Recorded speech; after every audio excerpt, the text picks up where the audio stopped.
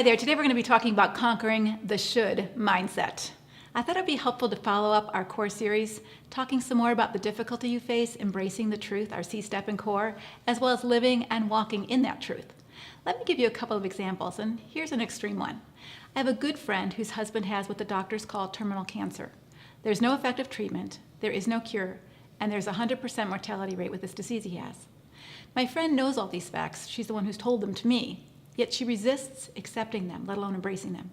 She vacillates between the thought, God will heal him if I just have enough faith, and this should not be happening. He's too young. It's not fair. Her mind and her heart resist the reality of what's happening because she hates it. Her husband is dying, and short of a miracle, he will die sooner than she wants him to. It's not that she can't see it happening right before her eyes, but she's not fully grasped it mentally, emotionally, or even spiritually. She's stuck in a lie that we all struggle with, and the general lie is, this should not be happening. Whether she tells herself it's unfair, or he's too young, or she's too young, or this shouldn't happen to her, or it shouldn't happen to him, she's resisting with all of her might what is happening right before her eyes. You see, sometimes painful things are still true. Reality is ugly, but it's unavoidable. It is what it is, and the sooner you can come to accept it and even embrace what is, without adding an additional scary story about it or even an additional positive story to it, the healthier you will be. Now, please don't get me wrong. We all struggle with how we think God should work, or how life should work, or what life should look like. And when it doesn't turn out the way we think it should, we get unhappy and scared, miserable and afraid and angry. Not necessarily because of what is, but because we're resisting and arguing with all of our might what is. Let me say again, when we argue with reality, with what is right now in the present moment, we get stuck in a place of emotional angst where we're not very good at decision making, and sometimes we're not very good at even functioning very well. Because when you're full of frustration that something isn't going the way that you think it should, or someone isn't doing something that you think he should do, or even that you're not functioning the way that you should, you're not able to be clear-minded, nor will you make good decisions. You're stuck, and you're just reactive. My friend, she's spinning in circles because she can't imagine planning for a life without her husband, or even planning his funeral. So she stays stuck in her emotional angst. But it's not grieving. It's frustration and anger and overwhelming anxiety.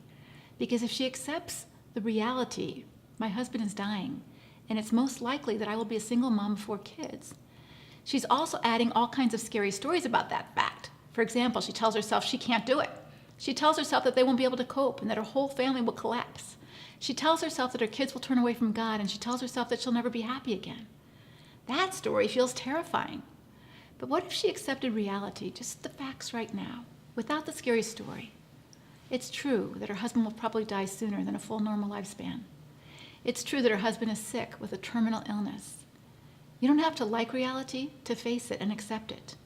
But what if she also said to herself, God knows everything I need, and if he brings hard or harsh reality my way, he will also give me or build in me strong muscles to handle that hard reality.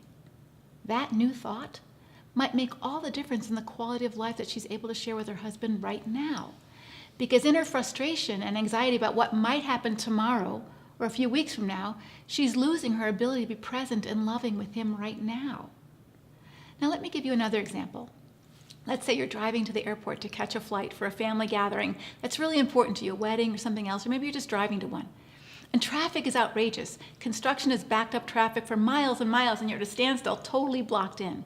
You can't go forward or backwards, you're stuck on this highway, and you're going to miss your event. And you'll never be able to catch another flight to get there in time or drive there fast enough to get there for the event. What do you do? Well, if you're like me, you probably start arguing with reality. I can't believe this is happening. This shouldn't be happening. Why is this happening to me? I can't take it. This is so unfair. Why now? Why this? Why me? Now, aren't these the same exact words my friend is using about her husband's illness? It is happening, yet we don't want it.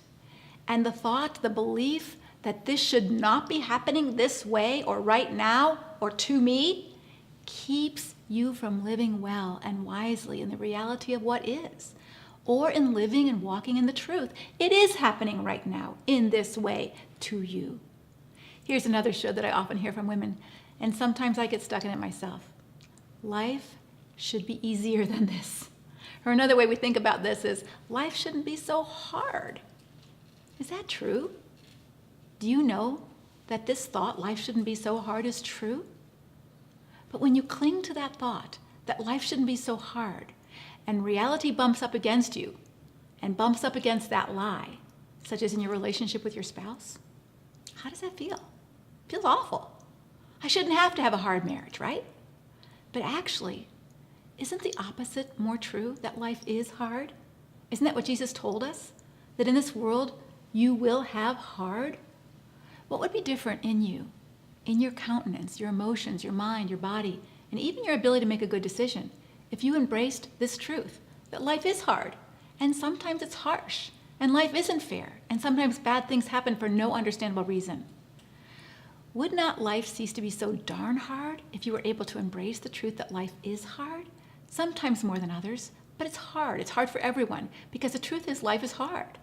But as long as you stay in resistance, you argue with reality. In essence, you argue with God. Because God doesn't allow anything to touch your life if it won't also be used for your good. My younger brother's wife died suddenly. I don't share this publicly, so please keep this here in Conquer, but his marriage was destructive in many ways. His wife was harsh and cruel with her words, and was very controlling over the family, including controlling my brother. Yet he loved her and seemed to be able to accept her dark side. But in her early 40s, she got sick and died suddenly, and my brother was completely undone. He never really had much to do in terms of managing the family because his wife controlled everything. He didn't even know how to turn on the computer. And now he had the responsibility of the house, the finances, the kids, and everything else, in addition to his normal responsibilities of going to work and earning the income. And he was terrified and totally unprepared. In his marriage, since his wife took over everything, he never truly grew up and matured into his full adult self. His wife's early death gave him the opportunity to build some muscles he never had, muscles he probably would have never had he stayed married to her. And today, he's a completely different man. He's strong, confident, happy, resourceful, and a leader in his family. His grown children look up to him. He's happily remarried, and the worst hard in his life became his greatest teacher. Would he have chosen it? Never. Did he embrace it? He did. And his teacher, although harsh, helped him become his best self. Let me go through some of the common shoulds you might get stuck in. How about this one? Things should go the way I want them to go, and when they don't? Or my spouse shouldn't act this way, or feel this way, or think this way, and when he does? Or my kids should do what I tell them to do, especially when I've told them 10 times already, and when they don't? Or my husband should love me like I want him to, and when he doesn't? And my husband should be faithful to me and desire a pure heart, and when he won't? How about this one? My boss should recognize my value and appreciate me more, and when they don't? My husband and my kids and my mother and my best friend should be nicer to me, or appreciate me more, or give back better in our relationship, and they don't? And my husband should tell me the truth, and when he doesn't? Okay, so here's your application. Make sure you have your handout handy so you can fill it in. How do you react when you think these thoughts? Pick one. For example, my husband should tell me the truth, or be more faithful, or love me the way I want him to. Write it down. What kind of emotions do you feel when you butt up against this reality? Can you think of one healthy or positive reason to continue to think the way that you do, that your husband should love you or should always tell you the truth? Remember, God's word says that we're to be transformed by the renewing of our mind. And so what does it cost you to continue to insist that something should happen the way that you think it should? It costs you angst, frustration, disappointment, irritation, chronic unhappiness. Can you see any good reason to drop that thought? Now, if you and I were sitting down over a cup of tea, I can already hear you arguing with me. Of course he should. He should be honest. What's wrong with my expectations? He should be faithful. These are just some basic things I want from my husband or my kids. They should obey me, or my mother or my boss. Now, I agree, and I'm not telling you that your ideas don't have merit. But right now, I'm not talking about morality or what's right or wrong or good or bad. What I'm talking about is what is true in your situation right now. So if it's true your husband doesn't love you like you want him to, why would you continue to think he should when he doesn't? Wouldn't it be healthier and more true not only to accept and embrace the truth that he doesn't love me like I want him to? does that truth clarify things for you and help you make better decisions? Than continuing to knock your head against the wall expecting him to do something that he hasn't done or has no desire to do or is incapable right now of doing any better than he does right now? This doesn't mean it may not be true forever, but it's true for right now. Same with the thought my husband should always tell me the truth. Does he? And if he doesn't, then why do you think he should? Actually, the truth is closer to he shouldn't tell me the truth, because for now he doesn't. That's living in truth, not in your fantasy of what you want it to be. Now, maybe in this instance, the truth is closer to my husband should tell me the truth 100% of the time, and the reality is he only tells you the truth about 80% of the time. The other 20%, he doesn't tell you the truth. But let me just play another mind game with you a little bit, and let's turn this thought around for a minute. Instead of he should always tell me the truth 100% of the time, I want you to say to yourself, I should tell my husband the truth 100% of the time. Is that true or reality? Do you do that? Or do you also only tell your husband the truth about 80% of the time? Perhaps for completely different reasons, but your reasons feel totally legitimate to you, and perhaps his reasons feel totally legitimate to him. Let's do one more example that's sort of borderline ridiculous, but I think it helps you see it a little bit more clearly. Let's say for Labor Day, you've planned a great big family gathering, and you've cooked all day, cleaned your patio, scoured your grill, prepped for this big picnic that you're gonna have outside, and it's raining. Not just a little, but it's pouring. And you get stuck in the thought, it should not be raining today. This is so unfair. Why is it raining? It shouldn't be raining. But reality says it is raining today. Now, if you kept your thought that it should not be raining today, how will you feel? And how will the day go for you? Can you think of a good reason to keep thinking that thought shouldn't be raining? And can you think of a good reason to let it go and embrace the truth? It is raining. Do you see how embracing the truth, even when it's harsh or ugly, helps you move on? It is raining. I accept it. I don't like it, but I accept that it's true. Now what am I going to do with all this extra food and all the people who are coming to my house? You see, when we refuse to embrace reality, we get stuck in an emotional tailspin and waste time, perhaps even precious critical time. Let me give you one more extreme example. Let's say you're being robbed at gunpoint, and you get stuck in the thought, this shouldn't be happening to me. I can't believe this is happening to me right now. What's going to happen next? You're going to lose precious time in wisely knowing what to do, because you're spending your energy arguing with reality. I can't believe this is happening to me right now, instead of saying, this is happening to me right now.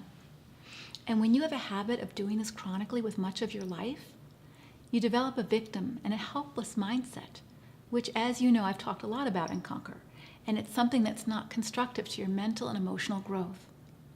In a funny way, when we live with a lot of shoulds for other people to live by, or even believe that we should be able to tell God what he should do, we've sort of put ourselves in his place and in his business, trying to control life, what happens when and how other people think and what they do and how they decide and how they treat us.